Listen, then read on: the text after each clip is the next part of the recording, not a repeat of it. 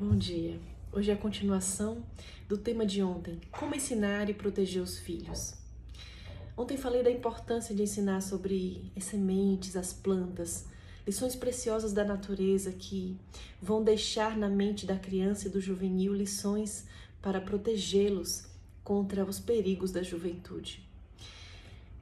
A vida só existe através de Deus e é contemplando a natureza que podemos perceber que foi pela palavra dele que tudo se fez, tudo criou, e hoje a natureza segue as leis que Deus implantou. A semente, ela só brota porque ela continua obedecendo e tendo o poder de Deus para brotar.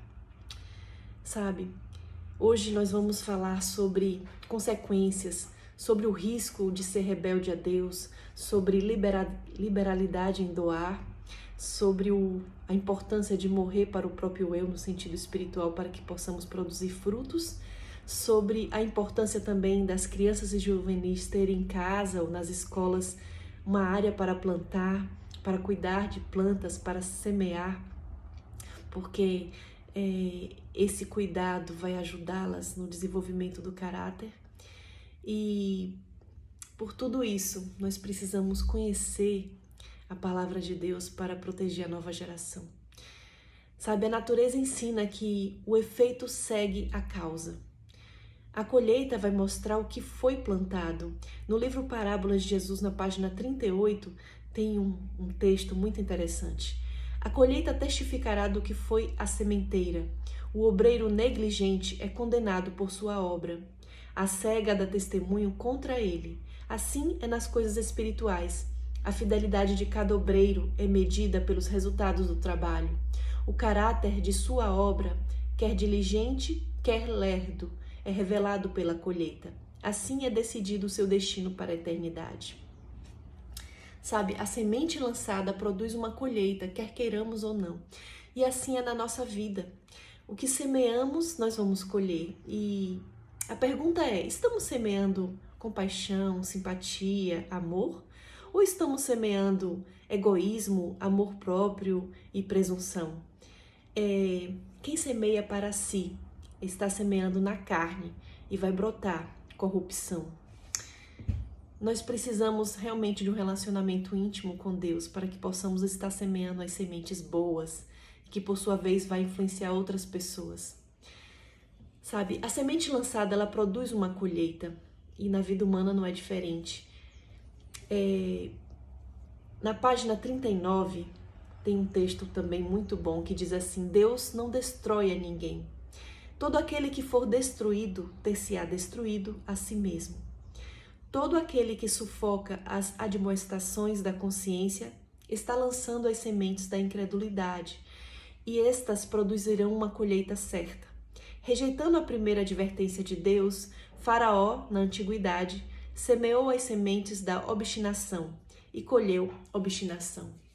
Faraó, no Egito, na época de Moisés, foi rebelde. Moisés falou que o povo precisava sair, mas Faraó falou: quem é ele para deixar o povo sair? E ele foi rebelde, foi obstinado, ele tinha evidências de que Deus estava agindo, de que não tinha como lutar contra Deus, mas ele decidiu ser rebelde. Ele quis calar a sua própria consciência. O seu orgulho falava mais alto. E não é diferente hoje no coração humano. Quantas vezes Deus está falando no nosso coração?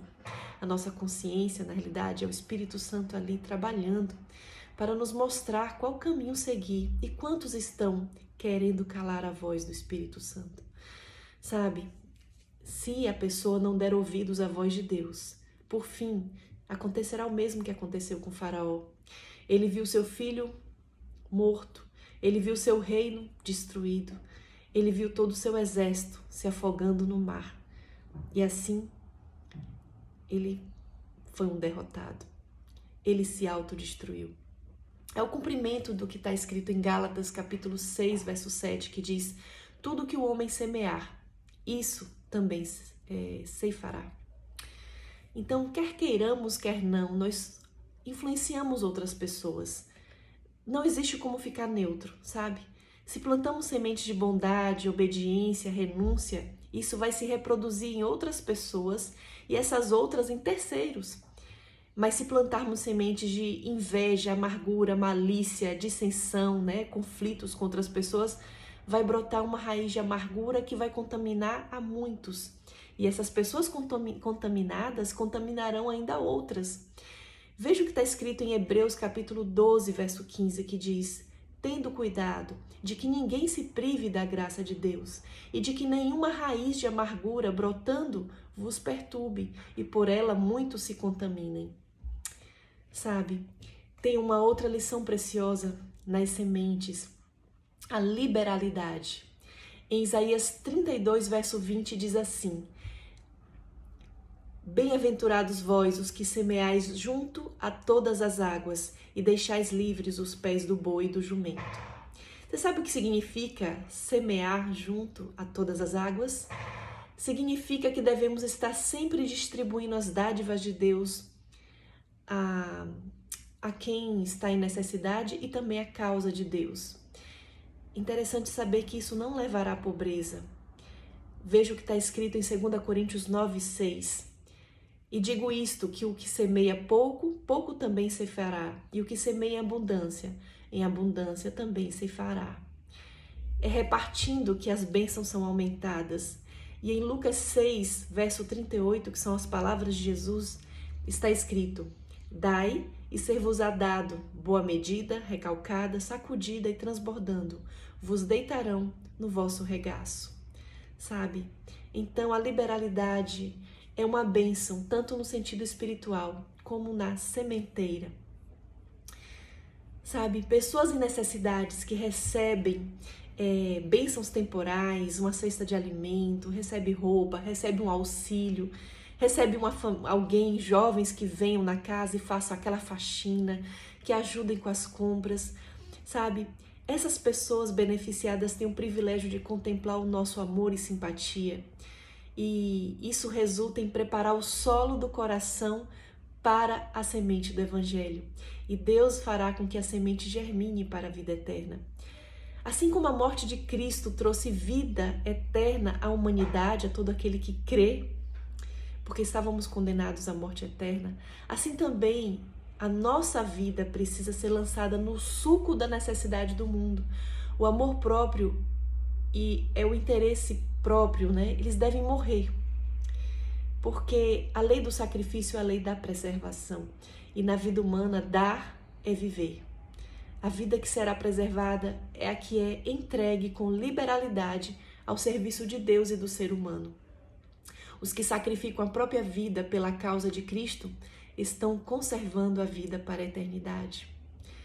E quem morrer fazendo a vontade de Deus ressuscitará para a vida eterna, como está escrito em 1 Coríntios 15, dos versos 42 e 43.